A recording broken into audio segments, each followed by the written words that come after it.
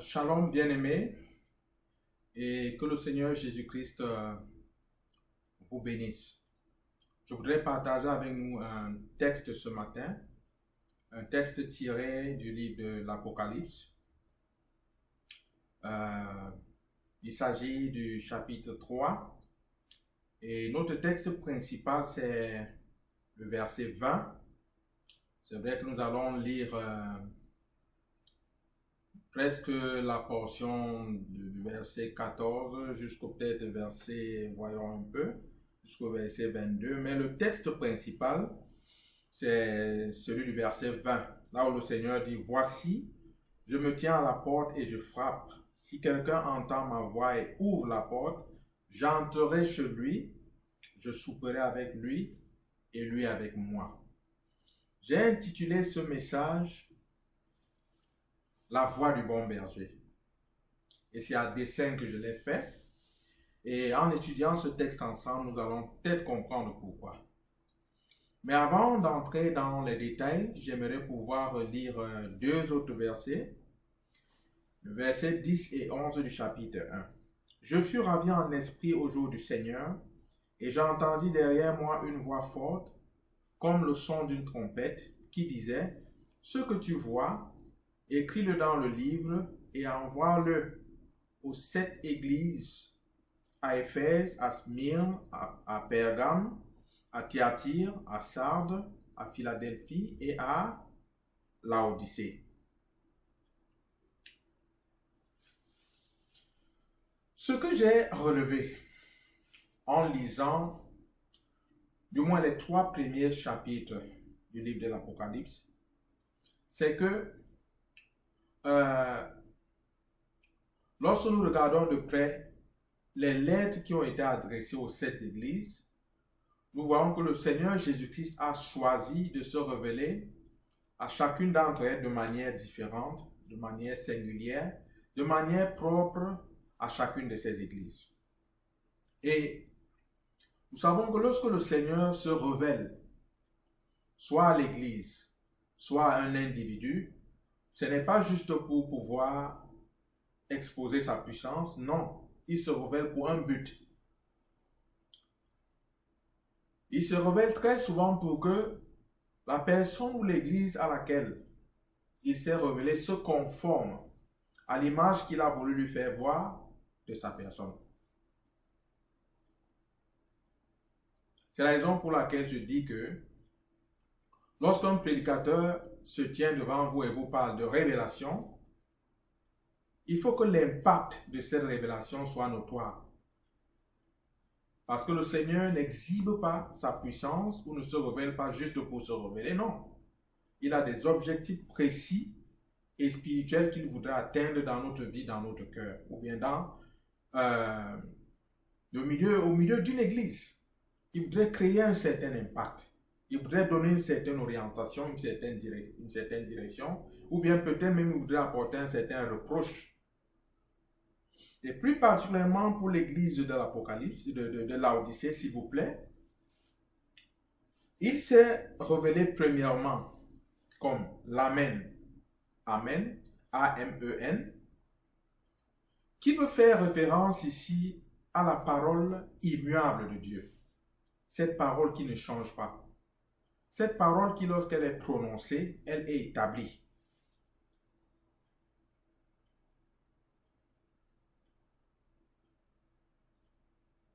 La Bible déclare que l'Éternel Dieu lui-même a exalté sa parole au-dessus de tous ses noms. Donc c'est de cette façon que Jésus-Christ vient vers l'église de Laodicée.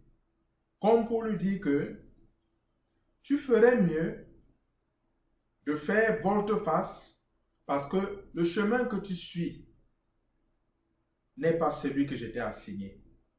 Tu dois réapprendre à faire confiance à ma parole, à fonder ce que tu fais sur ma parole, à marcher dans l'esprit de ma parole.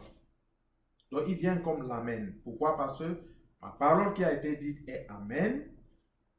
Lorsqu'elle est dite comme elle a été dite, elle est établie. C'est un fondement sûr.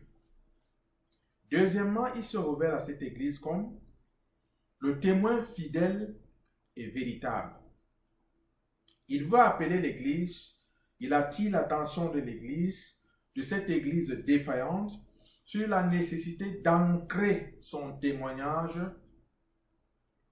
dans le Christ en attachant son cœur à la fidélité.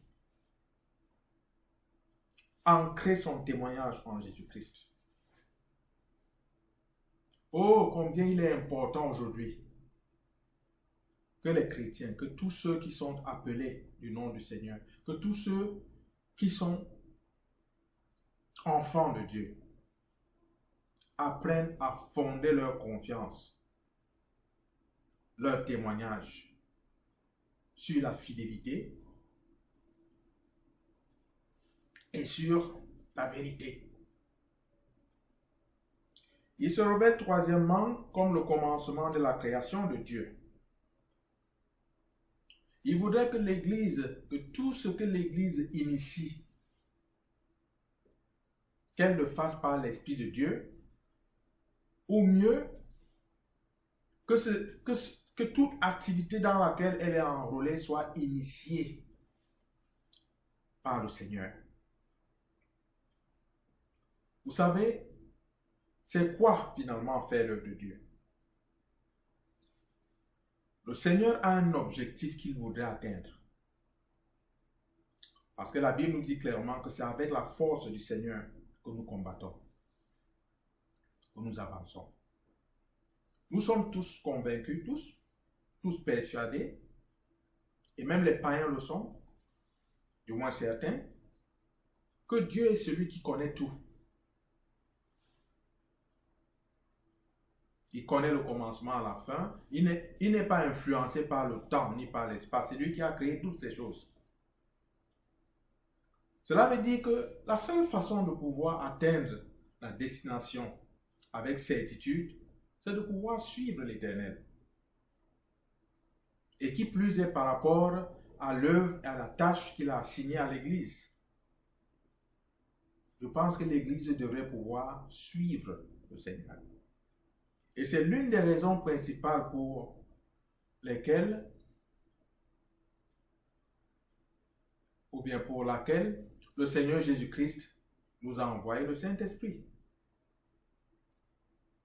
C'est pour que nous soyons en même de pouvoir suivre ce que le Seigneur veut de nous en écoutant son Esprit. Le deuxième point, le premier point, c'était que le Seigneur s'est révélé à chaque église de façon différente. Le deuxième point que je voudrais mentionner, ce que j'ai noté en lisant ces textes, c'est que chaque église semble avoir gardé ne serait-ce que quelque chose, si petite soit-elle, qu'elle tenait du Seigneur Jésus-Christ, excepté l'église de Laodicée. S'il vous plaît, ce que je vous dis, ne prenez pas seulement, ne vous arrêtez pas sur ma parole. Allez relisez ces textes. Vous allez découvrir cela par vous-même.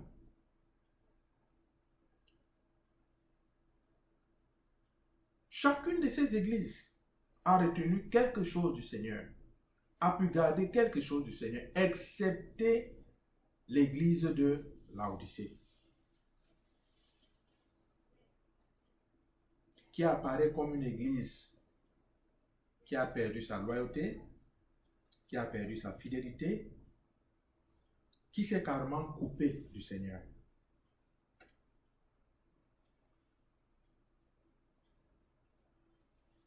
Et à cause de cela, le Seigneur lui a indiqué ou bien lui a assigné certaines étiquettes, comme pour lui faire un reproche. Et comme nous allons le découvrir tout au long de notre étude, il ne l'a pas rejeté. Il n'a pas rejeté cette église de Laodicée. Il va encore lui tendre la main. Mais nous allons découvrir tout cela plus tard. Mais pour l'instant, j'aimerais que nous continuions d'insister sur les points que nous sommes en train dont nous sommes en train de faire mention. Le Seigneur lui a donné des étiquettes. La première étiquette, c'est qu'il lui dit que, et ça c'est dans le verset 16, il dit que, numéro 1, il dit tu es une église tiède. Je vais lire le verset 16. Ainsi, parce que tu es tiède et que tu n'es ni froid ni bouillant, je te vomirai de ma bouche. Nous voyons ici que le participe présent est utilisé au masculin, n'est-ce pas? C'est dû simplement au fait que le Seigneur était en train de s'adresser à l'ange de l'église de Laodicée. Et pour faire d'une pierre deux coups, je me suis rendu compte aussi que ces différentes églises avaient des anges messagers qui lui étaient assignés et qui travaillaient avec elles. Puisque pendant tout ce temps, le Seigneur s'adresse à ces anges qui sont chargés de pouvoir, par l'entremise de l'apôtre Pierre, transmettre le message à l'église. N'est-ce pas? Donc, de manière interchangeable, vous allez m'entendre utiliser le masculin ou le féminin, selon comme je parle de l'ange ou bien selon comme je parle de l'église. En fait, ça concerne l'église, même si c'est adressé à l'ange de ces églises. Donc, le Seigneur dit que c'est une église tiède. Vous savez, sa vocation, sa loyauté, sa fidélité, son engouement militant et missionnaire ont disparu et n'affichent plus qu'une façade trompeuse de réveil. Elle donne l'impression d'être réveillée. Mais en fait, elle n'est pas réveillée. Et nous allons voir pourquoi nous pouvons prétendre qu'elle n'est pas réveillée. Prétendre avec une certaine certitude. Vous voyez, lorsque le Seigneur a parlé de cette église, ce n'était pas avec hésitation. Il a dit, là où tu vois là, je sens que je suis en train de vomir là, rien qu'à te voir là. Je vais te vomir. Tu es carrément nul. N'est-ce pas? Une église tiède qui a perdu sa vocation évangélique et missionnaire. J'en profite pour dire que le dynamisme de l'église procède de sa ferveur évangélique et missionnaire. Une église qui fonde son activité, dont l'élan est fondé sur l'évangélisation et les missions. Quand je dis mission, ce n'est pas nécessairement pour pouvoir aller implanter les branches. Non. Ce n'est pas un problème de branche d'église, non.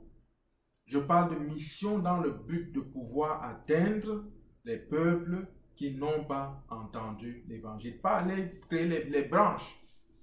C'est un problème. Cette histoire, c'est vraiment un problème qui m'ennuie. Cette histoire de branches.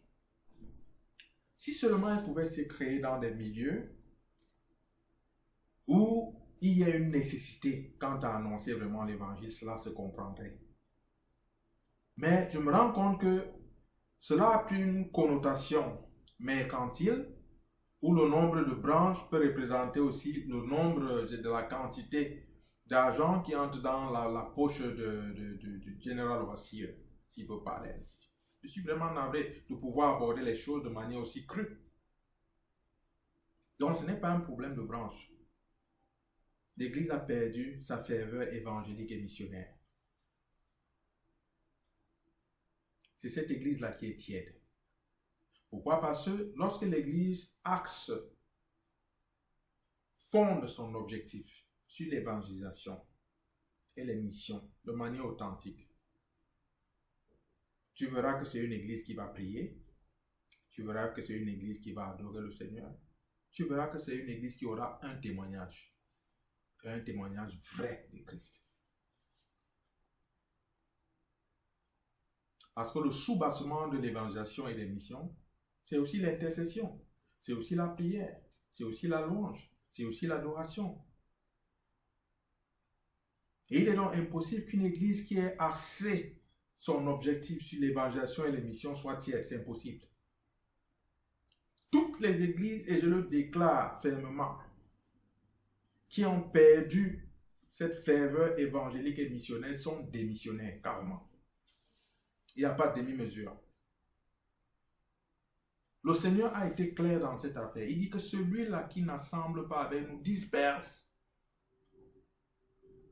Disperse.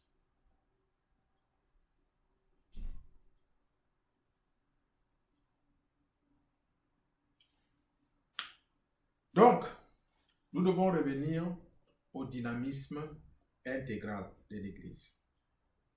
Celui établi par le Seigneur. Nous allons voir pourquoi. Je vais lire avec vous l'histoire de Zachée.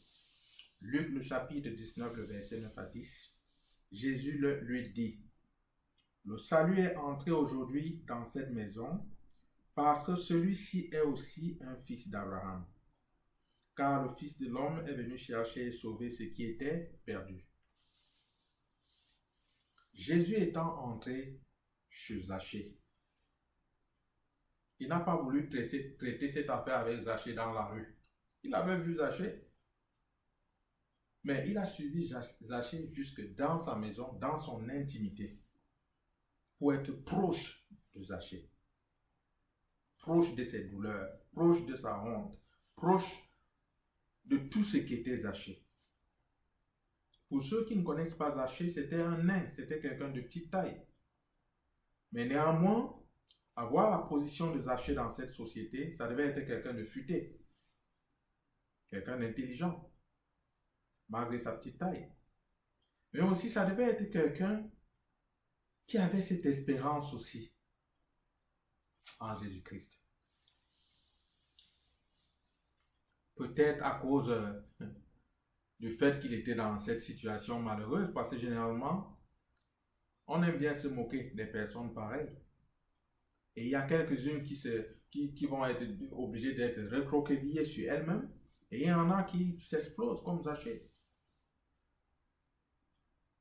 Zachée était quelqu'un rempli de conviction, qui ne se laissait pas faire. Quelqu'un de déterminé. Comment je le sais? Lorsque ce dernier apprend que le Seigneur Jésus-Christ doit passer, il a entendu la réputation de cet homme. Il dit qu'ici, là, je ne vais pas laisser ma petite taille être un obstacle pour moi. Si je reste par terre là, je ne vais pas arriver à voir ce Jésus. Si je reste par terre, j'essaie de me faufiler au milieu des gens. On me méprise tellement que, et j'ai même tellement de problèmes avec les gens à cause de l'argent que je leur ai extirpé que je ne peux pas tenir. Il a grimpé sur un sycomore. Un sycomore, c'est un grand arbre. Ça demande de l'effort.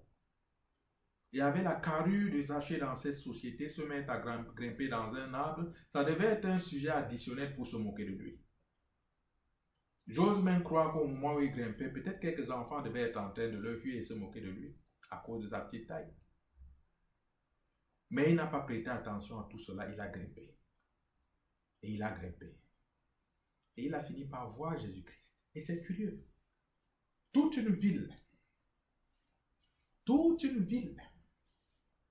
qui s'était levée pour attendre le Messie. Oh, je me serais attendu à ce que le Messie ce jour se dirige plutôt chez le sous-préfet. Non. Il y a eu un appel autre qui était pressant. Celui qui sortait du cœur de Zachée, c'était un appel de la foi. Cet appel a tellement retenti dans le cœur du Seigneur Jésus-Christ parce que c'est le seul appel que le Seigneur entend, c'est l'appel de la foi. Car sans la foi, il est impossible d'être agréable à Dieu. Que celui qui s'approche de Dieu croit que Dieu est le rémunérateur de ceux qui le cherchent diligemment. Zachée cherchait l'Éternel diligemment. Et au milieu de cette ville, au milieu de cette foule, Jésus s'est frayé un chemin. Il est allé vers le sycomore. Au grand étonnement de tout le monde. Sur le sycomore, il a fait descendre un homme qui était caché peut-être dans les arbres, dans les feuilles. Il a fait descendre Zachée. Il dit, Zachée, c'est chez toi que je viens. Allons dans ton intimité. Ne réglons pas cette affaire-là dans la rue. J'ai entendu le cri de ton cœur. Et c'est pourquoi je te dis, allons chez toi. Qui aurait pu croire qu'au milieu d'une ville comme celle-là, Jésus esquiverait tous les préfets et les sous-préfets, tous les maires et tous les gouverneurs, pour se rendre simplement dans la maison d'un nain, de Zachée. Bien que Zachée fût une personne de petite taille, il avait quelque chose de géant, de grand, de puissant dans son cœur, et cette chose-là, c'est ce qu'on appelle la foi. Il avait la foi. Je ne sais pas quelle situation t'embarrasse, quelle situation t'empêche d'avoir accès au Seigneur Jésus-Christ. Fais comme Zachée. Fais comme Zachée. Sois déterminé parce que ta solution ne viendra pas des hommes. Et pourquoi donc te laisser influencer par les hommes? Cours vers celui-là qui peut te délivrer, qui peut t'affranchir, qui peut t'arracher de ce désastre, et son nom c'est Jésus. Cours vers lui. Sois déterminé. Le Seigneur est allé se Zachée, et c'est cette déclaration donc qu'il fait. Il dit, vous pourriez mépriser cet homme comme vous voulez, lui donner tous les noms possibles comme vous l'avez fait.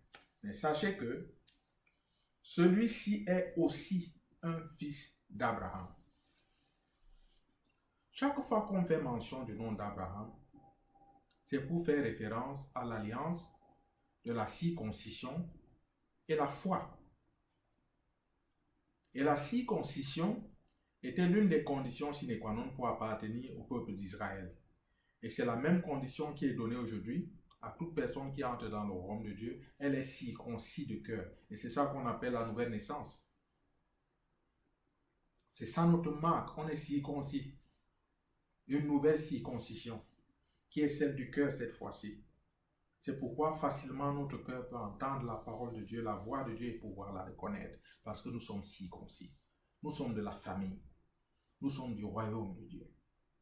Il dit que celui-ci est aussi un fils d'Abraham. Et il poursuit en disant ceci. Car le Fils de l'homme, c'est-à-dire lui Jésus, est venu chercher et sauver ce qui était perdu. Jésus définit clairement là où se trouve son cœur.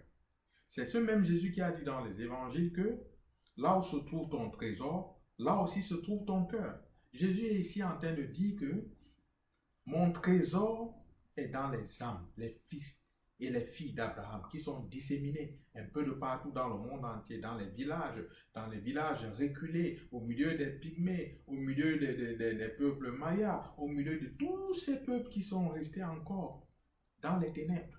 Il y a des fils d'Abraham là-bas. Zachée était environné des ténèbres, de l'escroquerie et des moqueries. Mais Jésus l'a rendu visible là-bas. Parce que c'était un fils d'Abraham. Sa foi a crié et elle a atteint Jésus-Christ. Dont le cœur du Seigneur Jésus-Christ se trouve est tourné vers les âmes perdues. C'est ce même Jésus-Christ qui dit que, et il s'adressait aux Israélites, il dit lequel d'entre vous, s'il assemble dit, et qu'il en perd une, ne laisse pas les 99 sur la montagne et va chercher celle qui s'est égarée. Et quand il la retrouve, il éprouve plus de joie pour celle qu'il a retrouvée que pour les 99 qui sont restés sur la montagne. C'est comme ça que le cœur de Jésus parle. Et c'est comme ça qu'il voudrait que le cœur de l'Église puisse parler. Malheureusement, le cœur de l'Église de Laodicée a perdu ce genre de cri. Elle est devenue insensible au cri des fils d'Abraham. Elle est incapable d'entendre ces cris. Parce qu'elle s'est dissociée totalement du Seigneur Jésus-Christ. Voici un peu comment l'apôtre Paul a résumé l'action apostolique de l'Église. Romains 10, 12 à 15. Je vais lire. Il n'y a aucune différence, en effet, entre le juif et le grec. Le juif et le grec ici veut simplement dire les enfants d'Israël et tout le reste du monde. C'est-à-dire, on nous appelait à l'époque les païens, les gentils. Il dit ici qu'il n'y a plus aucune différence. Pourquoi? Parce que le critère de sélection maintenant est fondé simplement sur ce que Abraham avait, la foi. Que tu sois juif ou que tu sois païen, si tu as la foi, tu as accès. Tu es un fils d'Abraham. C'est ce que le Seigneur voudrait dire par la bouche de l'apôtre Paul. Il dit, puisqu'ils ont tous un même Seigneur, qui est riche pour tous ceux qui l'invoquent.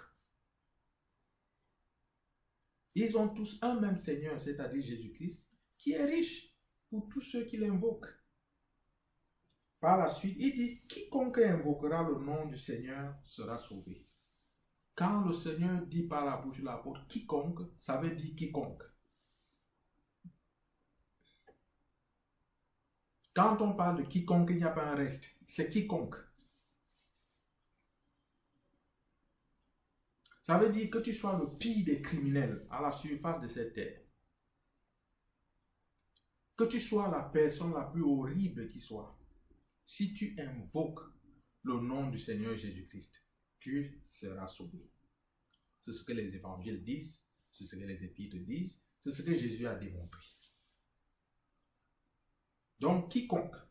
Mais il continue en disant, comment donc invoqueront-ils celui en qui ils n'ont pas cru?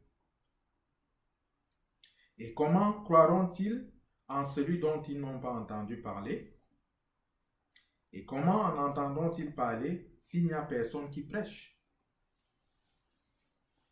Le Seigneur ici appelle à la responsabilité de chaque chrétien, de chaque disciple, en tant qu'individu.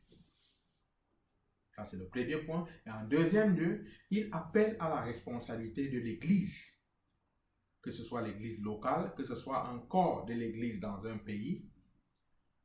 C'est l'Église qui est chargée de pouvoir envoyer les prédicateurs, les envoyer prêcher. Cela veut dire que le prédicateur sort avec, comme on dit en anglais, le backup de son Église locale ou bien l'Église comme corps dans un pays. Il dit, mais comment est-ce que ces fils d'Abraham vont entendre la voix du bon berger si personne ne prêche? Est-ce à dire que les gens ne prêchent pas? Bien sûr que les gens prêchent. Il y a tellement de prédications dans les communautés aujourd'hui. Mais dit, c'est par millions s'il fallait les rassembler.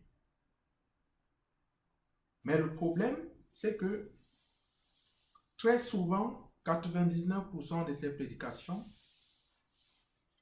sont orientées vers les intérêts des organisations ou des individus. Nous allons voir plus tard pourquoi est-ce que nous parlons de cette façon. Il y a des prédications dont les 99% visent simplement vos porte-monnaies. Croyez-moi. Ils vont tourner et tourner et tourner et la fin du message, ce sera que si tu veux être prospère, donne-moi. C'est vraiment dommage. Et pourtant, les fils d'Abraham, disséminés un peu de partout, veulent entendre la voix du bon berger. Ils veulent entendre cette voix. Paul dit que comment entendront-ils donc si personne ne prêche? La prédication d'une église qui se veut vivante doit avoir la ferveur évangélique et apostolique.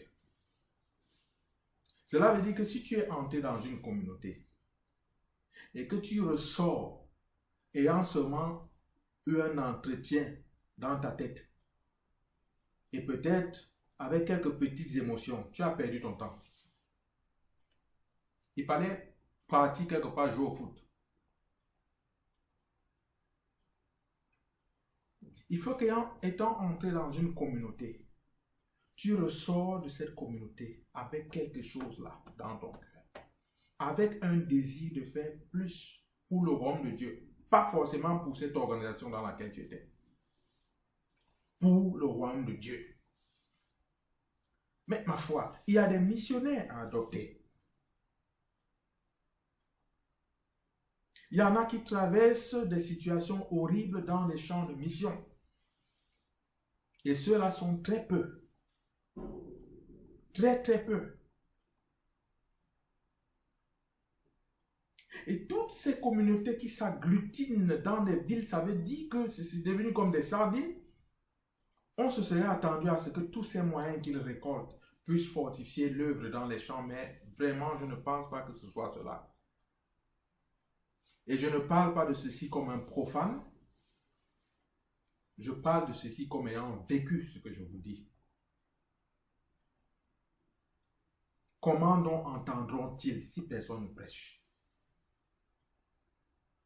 À cause du fait de pouvoir retenir ce soutien qui devait revenir à ce missionnaire qui travaille au milieu des pygmées, dans des coins aussi reculés depuis longtemps, à force d'avoir retenu ce qui leur revenait, et que ceux-là sont tombés peut-être dans quelques maladies quelconques, sont trouvés dans des problèmes, des situations déprimantes, les églises sont en train de freiner l'œuvre du Seigneur. Et cela démontre clairement où se trouve le cœur de telles églises. Comment donc entendront-ils si personne ne prêche? Et comment donc les gens, les missionnaires vont aller prêcher si ils ne sont pas envoyés? Si pour le confort de ta gloire, tu es en train d'entretenir 40 000 membres qui t'applaudissent chaque dimanche et chaque jour de la semaine et qui te font te réjouir de cette gloire-là, si tu dois garder ces gens aussi captifs, comment est-ce que les œuvres missionnaires, comment est-ce que les fils d'Abraham, comme Zachée, seront atteints? C'est ce que l'apôtre propose. Il dit ensuite, pour finir,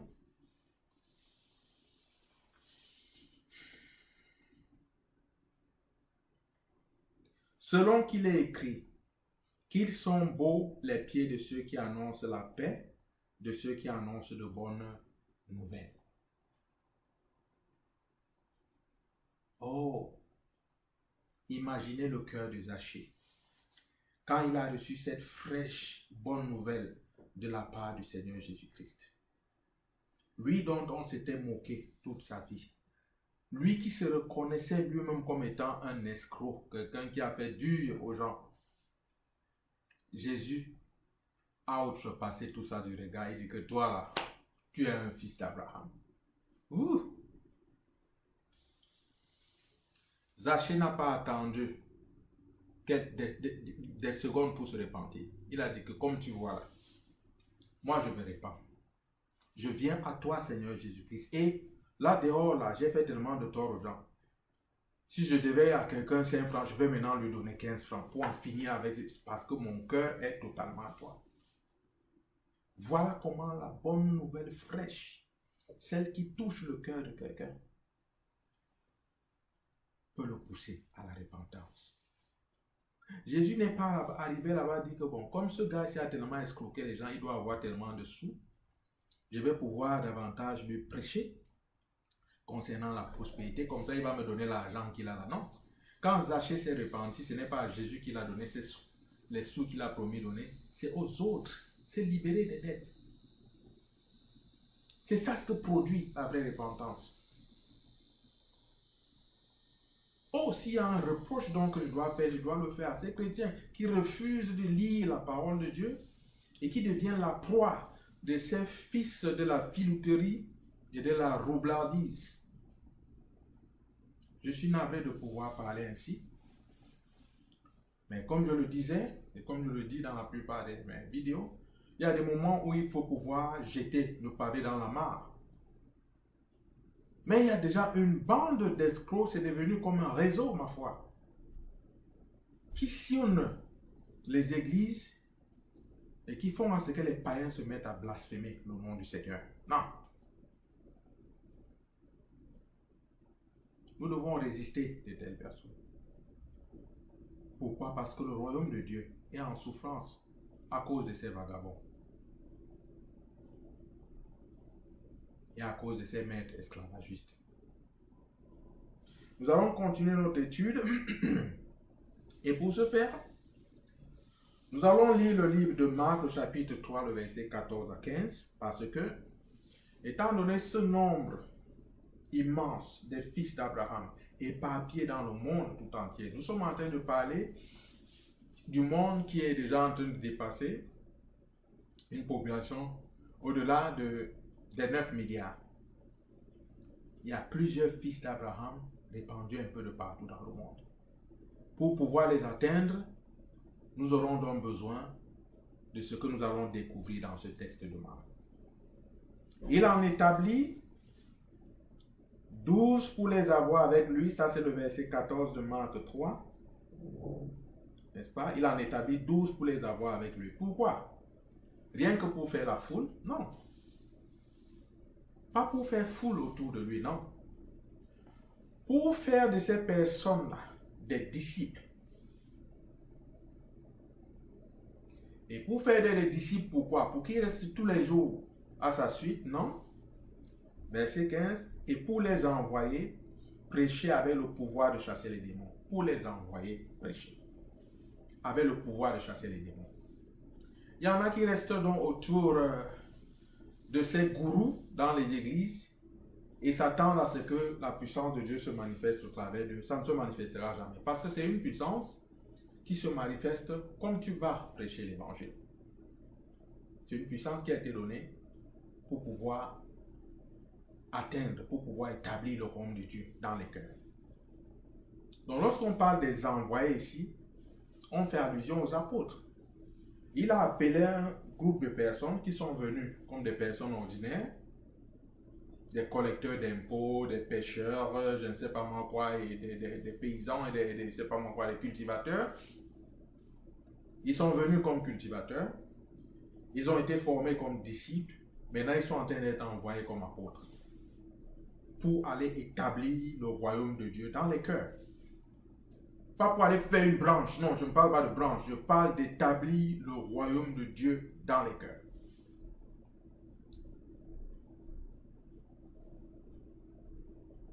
Parce que lorsqu'un démon est chassé d'une vie, chassé d'un cœur, ce qui s'y installe pour cette personne qui reçoit le Seigneur Jésus-Christ, c'est le Saint-Esprit. Nous devenons le temple du Saint-Esprit. Et je dis donc que dans le royaume de Dieu, il est impossible que quelqu'un devienne apôtre sans au préalable avoir été disciple. Je vais reprendre. Il est impossible que tu sois apôtre si tu n'as pas été disciple. Et quand je parle de disciple, je parle de disciple de Christ. Certains vont me dire, oh, mais quand Paul a été appelé, est-ce qu'il a attendu? Il a directement, non, mais laissez-moi ces histoires-là. Ne parlons pas des choses que nous ne connaissons pas. La formation que l'apôtre Paul a reçue, peut-être que, je ne sais pas moi quoi, les 40% d'entre nous n'auraient pas tenu à cette formation. Rappelez-vous là où Paul a été formé, au pied de Gamaliel. Gamaliel s'appelait en Israël la précision, l'exactitude de la loi. Non seulement dans les lèvres, mais dans la pratique. Donc c'est de là que Paul sort. Toi, tu viens de recevoir le Seigneur Jésus, tu bagarres encore avec la fornication, là, et la sueur te coule au nez jusqu'à... Et tu veux te comparer à l'apôtre Paul. Non. Sachez que la formation de l'apôtre Paul en tant que disciple n'a pas seulement commencé lorsqu'il a reçu le Seigneur sur le chemin de Damas. Ah oui, c'est quelque chose que nous oublions. Lorsque nous lisons ces épîtres, nous comprenons que cet homme a été préparé pendant longtemps par le Seigneur. Ces épîtres sont teintées d'un éclairement de l'Ancien Testament. Il nous a aidés à pouvoir comprendre de mieux en mieux l'Ancien Testament, l'apôtre Paul. Et c'est comme ça que nous connaissons, nous pouvons comprendre d'où vient la formation de cet illustre homme de Dieu. C'est pourquoi je répète que, avant de s'auto-proclamer apôtre, rassure-toi que tu es vécu comme disciple du Seigneur Jésus-Christ. Et parce que cette étape est omise, il y a toute une cacophonie et un désordre sans nom dans ce que je vais appeler le corps du Christ. Et cela n'honore pas le Seigneur. Cela n'honore pas le Seigneur du tout. Cela ne m'étonne pas qu'une foule de doctrines incroyables soit diffusée dans le corps du Christ. Parce que les uns et les autres se sont dit que cette affaire-là, c'est une affaire de positionnement par les titres. Alors on se les tape et on s'achète des toges, on en vend partout. Des toges de couleur vermeille avec des cols blancs. Quelques-uns avaient des ces longs bâtons qui heurtent le plafond à chaque fois, mais ma foi, je ne sais pas ce qu'ils font avec ces histoires-là. Comme si Jésus ne savait pas qu'il fallait se balader avec un bâton. Je crois qu'il faut laisser de côté cette superficialité stupide qui ne sert à rien et pouvoir s'accrocher au fondement de la foi.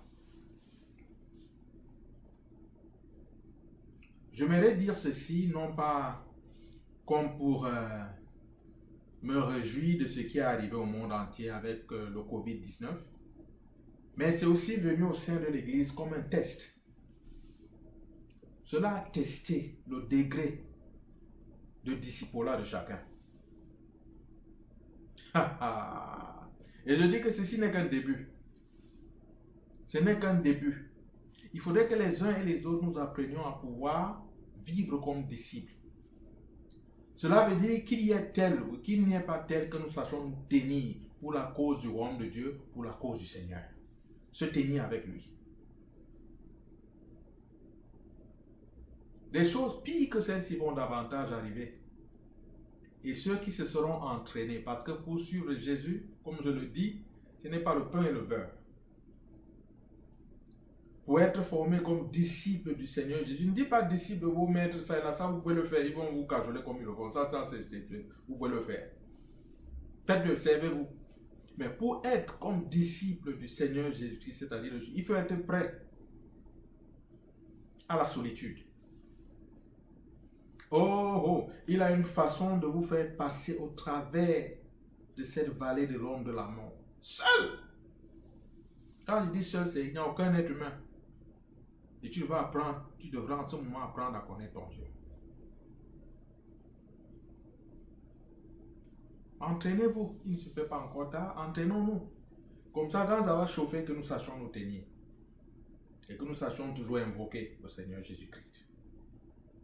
Que nous sachions que, parce que nous nous étions entraînés, nous avons vu sa grâce agir, que nous sachions compter sur sa grâce. Vous savez, c'est facile de rester dans son salon, avec un gros poisson braisé devant toi, là, et tous les petits, les plantains bien frits, là, et tout ça. Et après avoir mangé, tu rôtes comme un crapaud, là, et puis tu dis, oh Seigneur, la mort met un gain. Mais quand la mort là, va vraiment se pointer devant toi, tu sauras vraiment si la mort t'est un gain. Étienne le savait. Parce qu'Étienne s'était entraîné. Il avait suivi Jésus, bien qu'il ne faisait pas la queue derrière Jésus-Christ, comme les disciples le faisaient, les apôtres, les 12. Mais il avait une formation intime, corps à corps avec le Seigneur. Et ce jour-là, quand c'est devenu chaud, il a pu tenir ferme au point de donner sa vie. Le Seigneur se levait pour accueillir un tel disciple. Et à cause de l'acte d'Étienne, Pierre et ses amis étaient donc sans excuse. Ils étaient sans excuse. Et je dirais que la mort d'Étienne a galvanisé. Ça dit que Pierre et les autres sont devenus des lions. Ils ont dit que ici, là, s'il faut mourir comme Étienne, nous allons mourir. C'est de ce genre de disciples que je parle. C'est vers ce genre de disciples que je nous encourage à tendre. Et pour ce faire, nous devons cesser de considérer Jésus-Christ comme ce boutiquier qui est là seulement pour mettre du pain dans notre beurre. Comme ce valet qu'on envoie ça et là, fais ci, fais ça, ainsi de suite. Non. Le Seigneur reste le Seigneur.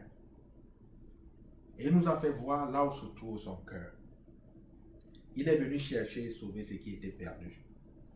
Nous avons vu l'exemple de Barnabas et Paul qui ont mis avec l'évangile l'Asie mineure sens dessus-dessous. 2 disciples. Dans une ville comme Douala, combien d'apôtres et de prophètes pouvons-nous compter? Peut-être des milliers. Et quand tu regardes Douala, ce n'est même pas comme si l'évangile est passé par là. Est-ce que je voudrais nommer Kinshasa? Il y a des milliers de prophètes et d'apôtres. Mais rien.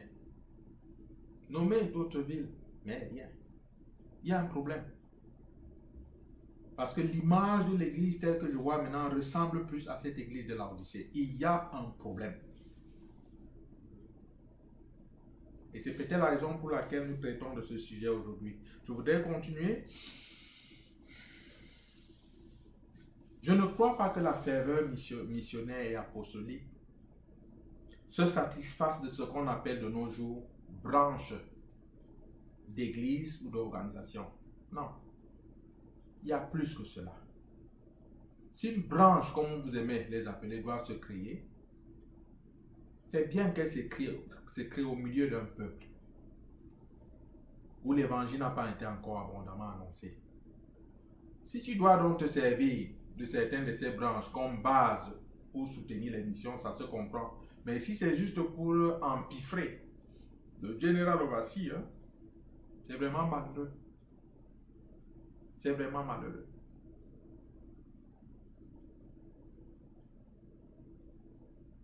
Je ne parle pas de ces affaires comme en théorie.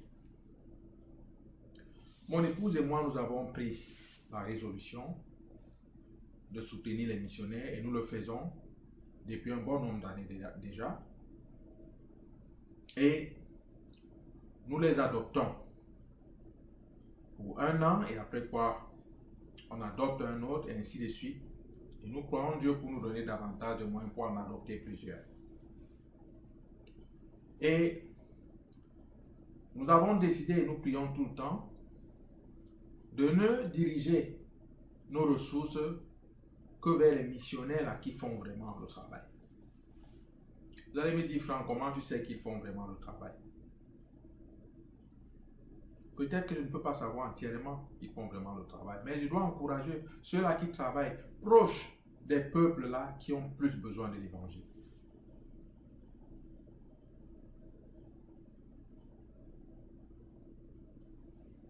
Nous avons fait le vœu de ne pas se mettre à soutenir seulement des organisations, non. Il faut que la bonne nouvelle puisse être poussée là où elle doit aller. Deuxième point. Deuxième étiquette. Le Seigneur Jésus-Christ dit que cette église, du moins je le dis comme paraphrasant, que c'est une église orgueilleuse. Elle est imbue d'elle-même et elle est orgueilleuse. Je vais lire le verset 17. Parce que tu dis, je suis riche. Oui. C'est une église riche. Mais est-ce que lorsque le Seigneur Jésus-Christ a envoyé cette église dans les nations, parmi les nations, c'était pour qu'elle s'enrichisse? C'est ça la question légitime qu'il faut se poser. Je me dis qu'il y a des questions que nous ne devons pas fuir en tant qu'église. Nous devons faire face à ces questions et les aborder. Est-ce que le Seigneur, lorsqu'il a envoyé l'église au milieu des nations, c'était pour qu'elle s'enrichisse? Et elle l'a proclamé avec véhémence. Je suis riche. Vous savez, ce problème de s'enrichir est devenu comme une gangrène dans le corps qui est en train de détruire plusieurs. J'ai suivi un jour une prédication d'un illustre homme de Dieu qui disait que si quelqu'un ne marche pas sur de l'or, si quelqu'un n'est pas extrêmement riche en tant qu'enfant de Dieu sur cette terre, il aura des problèmes à marcher au ciel parce que les rues dans le ciel sont tapis d'or. Ça veut dire, certains de ces gars-là ont des révélations que même le Seigneur Jésus ne connaît pas leur genre de révélation. Et ils appellent ça vraiment révélation. Il dit qu'il a eu la révélation. Et il y avait une foule de dindons qui poussaient des amen sur une parole de ce genre. Mais c'est une aberration, c'est horrible. Je me demande comment une telle parole arrive à sortir des lèvres de quelqu'un qui se dit prédicateur de la bonne nouvelle. Il avait dit ce jour comment la pauvreté c'est une malédiction, c'est vrai. Comment les pauvres sont maudits. Il y a des choses que ces gars-là disent, tu te demandes même s'ils ont lu les évangiles. Peut-être que Jésus ne savait pas cela lorsqu'il a donné la parabole de Lazare, le pauvre et l'homme riche. Peut-être que Jésus ne savait pas. Peut-être que ses besoins doivent pouvoir faire asseoir Jésus et instruire Jésus sur l'évangile. C'est vraiment horrible. Sur des foules des acclamations. Et on acclamait l'homme de Dieu qui va marcher aisément sur les rues du ciel parce que lui, il a appris à marcher sur ces rues dorées ici. Oh mon Dieu.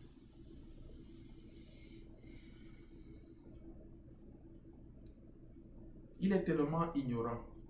Mais c'est terrible parce que de nos jours, c'est l'ignorance qu'on acclame. Et pourtant, c'est cette ignorance-là qui égare.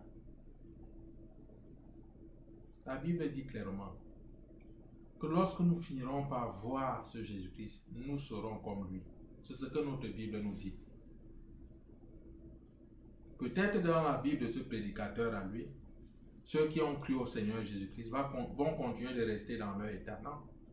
Dans ma Bible, ce n'est pas ce qu'il me dit. Quand je verrai Jésus-Christ, je serai comme lui, comme Jésus-Christ. C'est vraiment honteux. Ce que nous entendons de nos jours des pupitres. Puisse le Seigneur nous aider à pouvoir nous établir sur sa parole. Il dit donc, je suis riche. Il proclame quelque chose que le Seigneur ne lui a pas assigné. À quoi s'attendait-il? Que le Seigneur dise bravo, comme tu t'es enrichi? Non. Le cœur du Seigneur est pour les âmes. S'il s'était tenu et a dit, oh Seigneur, comme tu vois là, je viens de gagner des âmes et je veux davantage en gagner. Oh, mais mon fils, tu es sur la voie que tu es sur la tâche que je t'ai assignée. Mais je suis riche. Et puis, deuxième point, je me suis enrichi. Voici maintenant qu'entre la vaine gloire. C'est une église qui vient d'oublier Deutéronome 8, le verset 17 à 18. Je vais lire cela. Garde-toi de te dire dans ton cœur, ma force et la puissance de ma main m'ont acquis ces richesses. Souviens-toi de l'Éternel ton Dieu, car c'est lui qui te donnera la force pour les acquérir, afin de confirmer, comme il le fait aujourd'hui, son alliance qu'il a jurée à tes pères. Cette église peut se vanter d'être riche, non pas parce que Dieu l'a béni, non. À cause de sa filouterie, et à cause de sa roublardise. Il y a tellement d'escrocs aujourd'hui dans le corps. Tellement d'escrocs.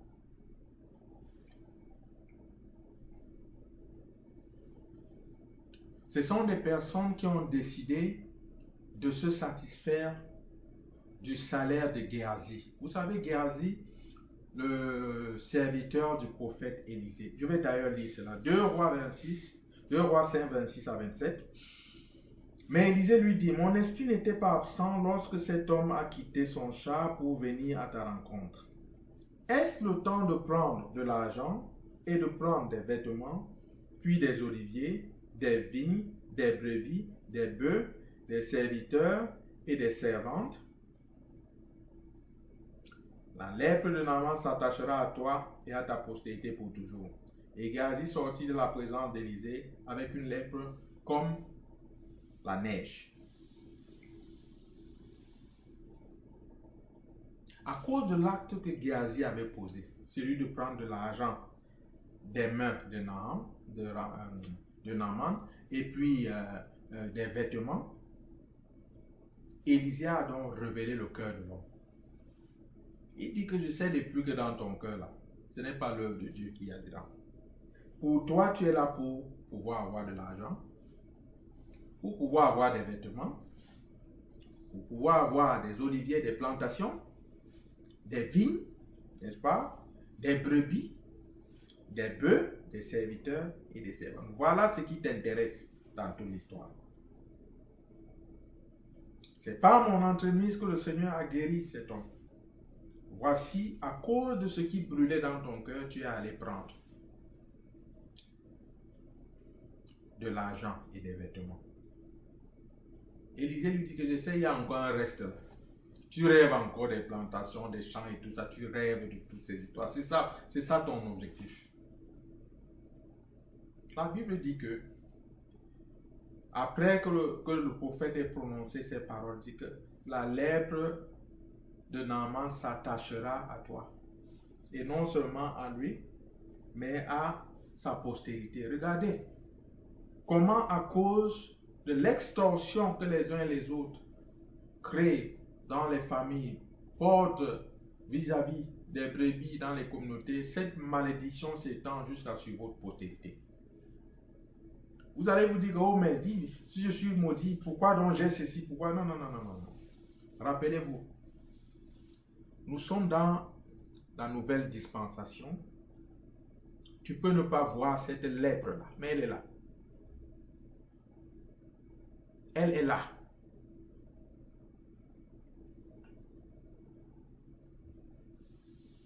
Et je vais te montrer tout à l'heure pourquoi elle est là. Tu peux ne pas la voir, mais elle est là. Si je ne le fais pas voir tout à l'heure, je le ferai voir dans la prochaine vidéo. Tu comprendras.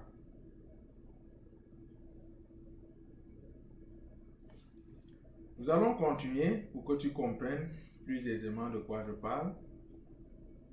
Donc, nous avons une église qui a donc préféré le salaire de Géasi.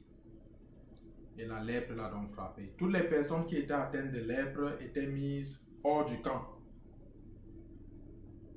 Il dit hors du camp, qu'est-ce que tu veux dire? Non.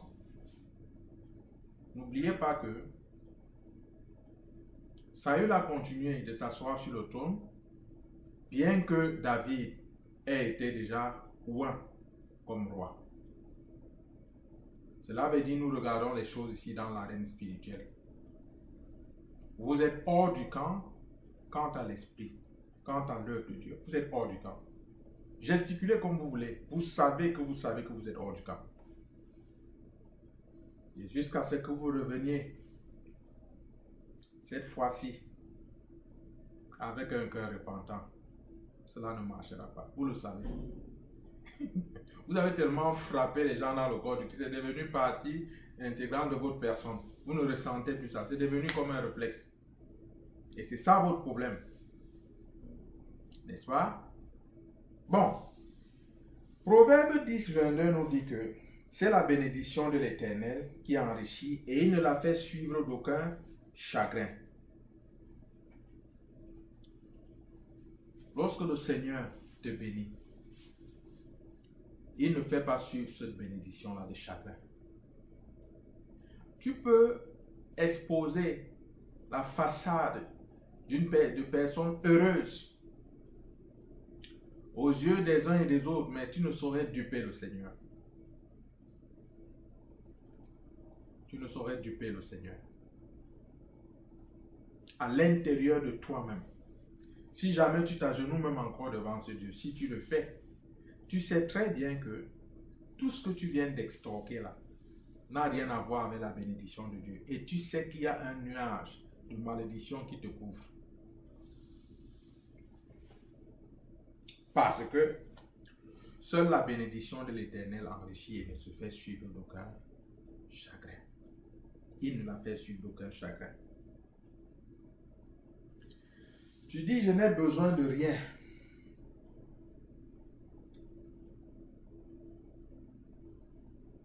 Tu n'as besoin de rien. Ça, c'est l'autre aspect de cette église. C'est une église prétentieuse,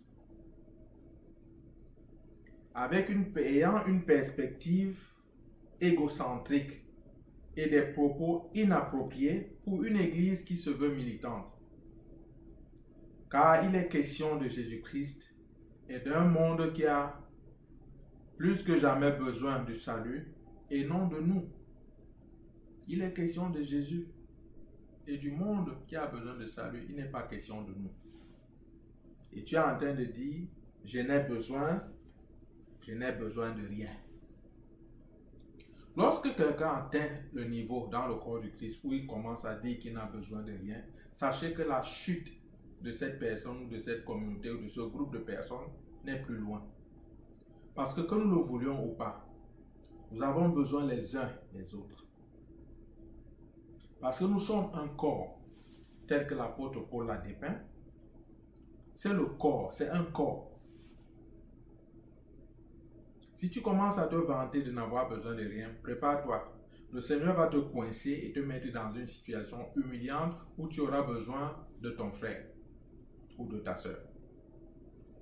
Mais cette église dit, je n'ai besoin de rien.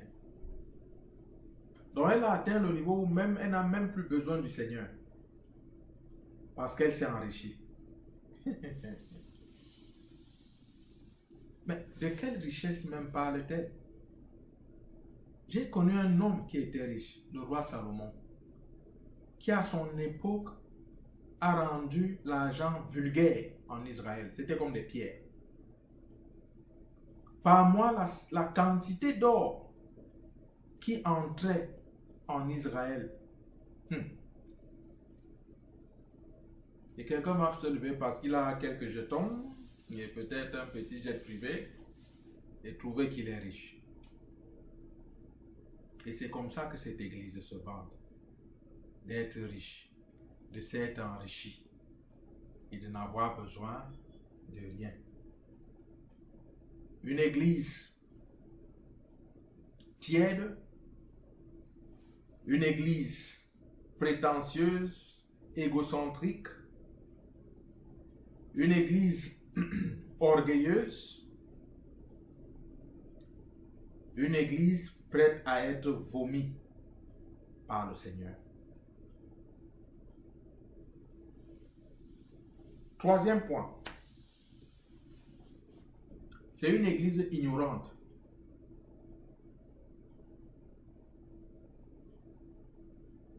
Une église ignorante.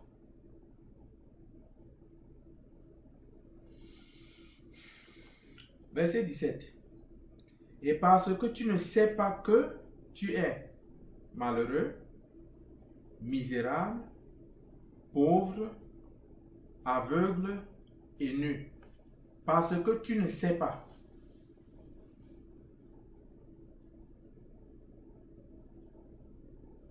Tout à l'heure, je vous ai dit qu'il y a des personnes qui pouvaient se trouver dans une condition et ne pas le savoir. Et c'est là même le drame. Une personne qui se dirige sans savoir quelle est la pire des personnes pauvres qui existent. Le Seigneur dit que parce que tu ne sais pas. Donc, ceci veut donc dire que il y a une telle richesse qui vient de Dieu. Et c'est celle-là que le Seigneur va conseiller à cette église. Et il y a une autre qui ne vient pas de Dieu. Peut-être qu'elle vient de celui-là qu'on avait chassé du ciel. Parce que si tu utilises les armes de celui qu'on avait chassé du ciel pour t'accueillir la richesse, mais vous êtes en train de pactiser ensemble. Que crois-tu que vous êtes en train de faire là? Mais vous traitez à faire ensemble. Mais seule la bénédiction de l'Éternel enrichit et il ne la fait suivre d'aucun chagrin. Et il vient de te rappeler ici que tu ne sais pas, il dit que parce que tu ne sais pas que tu es malheureux, misérable, pauvre, aveugle et nu. Tu es une église ignorante. Et nous allons parler de ces 5 points-ci prochainement. Mais avant qu'on ne puisse conclure, je voudrais nous dire que le Fils de l'homme est venu chercher et sauver ce qui était perdu. Je voudrais ensuite nous rappeler que les fils d'Abraham sont les brebis du Seigneur auxquels il voudrait faire entendre sa voix. En dernier lieu, je voudrais nous rappeler notre texte principal. Voici, je me tiens à la porte et je frappe.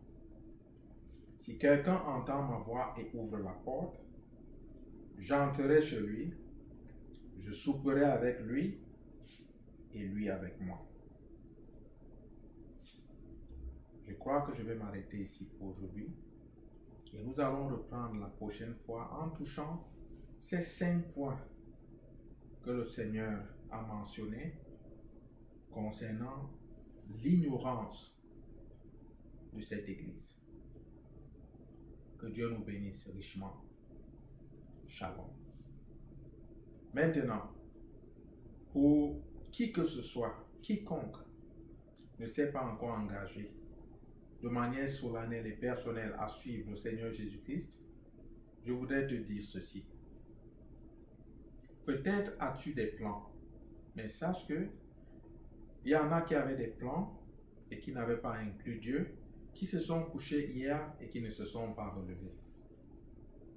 Il y en a qui avaient des plans, peut-être plus grands que les tiens, qui n'ont pas pu traverser la prochaine rue et ont été frappés par un véhicule et sont entrés dans l'oubli parce qu'elles sont mortes. Il y en a qui avaient des plans, qui ont emprunté cet avion ou ce bateau et qui n'ont jamais pu arriver à destination parce que ces engins se sont écrasés et elles sont mortes. Il y en a qui avaient des plans, mais alors de très grands plans, et sous le petit vent du COVID-19, sont partis et sont entrés dans les oubliettes. Peut-être sans avoir reçu Jésus-Christ. Et j'en profite donc pour te dire que hier, c'est déjà passé. Tu n'as plus de problème avec hier. Et demain, tu ne l'as pas encore, parce que c'est demain. Le seul moment que tu as, c'est aujourd'hui, et non pas seulement aujourd'hui, mais maintenant. Si tu n'as pas encore pris l'engagement de suivre le Seigneur Jésus-Christ, ne cours pas le risque de mourir sans lui. Parce que, tel qu'il l'a déclaré, il est venu chercher et sauver ce qui était perdu. Tu es peut-être un fils ou une fille d'Abraham qu'il appelle depuis. Aujourd'hui, c'est ton jour. N'hésite pas. La Bible dit que si tu confesses de ta bouche le Seigneur Jésus, et que si tu crois dans ton cœur que Dieu l'a ressuscité des morts, tu seras sauvé. Car c'est en confessant de la bouche qu'on parvient au salut, et c'est en croyant du cœur qu'on parvient à la justice. Selon ce que dit l'Écriture, quiconque croit en lui ne sera jamais confus. C'est la parole de Dieu pour toi. Jésus ne t'appelle pas pour te juger. Il ne voudrait pas exposer ce mal que tu as fait là, ou bien que tu continues même de faire, pour t'humilier, non. Il voudrait prendre cette mauvaise vie que tu as connue, que j'ai connue. Il voudrait la prendre sur lui et te donner une nouvelle vie, une vie pleine d'espérance, une vie dans laquelle tu pourras marcher avec assurance, sachant que si jamais en traversant cette rue, tu étais balayé par une voiture, tu serais accueilli dans les mains du Seigneur de ton salut. La différence entre ceux qui ont cru et ceux qui n'ont pas cru, c'est que ceux qui ont cru savent clairement là où ils vont. Ils ont un détail bien précis. C'est pourquoi ils affrontent la vie avec courage et avec sourire. Tu peux entrer aujourd'hui dans le royaume de Dieu. Tu peux faire partie de cela aujourd'hui. Cela va dépendre de ta décision. Il faudra que tu confesses tes péchés au Seigneur Jésus. Tu n'as pas besoin d'un être humain, ni d'un pasteur, ni d'un apôtre, ni d'un évangéliste. Tu peux le faire tout seul, dans l'intimité de ta chambre, chez toi, dans ta maison. Parler au Seigneur Jésus-Christ, comme s'il était là devant toi. Et ta vie ne sera plus jamais la même. Confesse-lui tes péchés. Demande-lui de te pardonner. Et demande-lui de se révéler à toi, de se faire connaître à toi. Et après cela, je t'encouragerai de te procurer une Bible et de commencer à lire les évangiles de préférable. Sont préférables, n'est-ce pas? Que tu lises les évangiles. Et tu verras que Jésus n'est pas seulement une fable. Jésus, c'est une personne qui voudra avoir une rencontre dynamique avec toi. Que le Seigneur bénisse ta décision et qu'il se révèle à toi. Bonne journée. Shalom.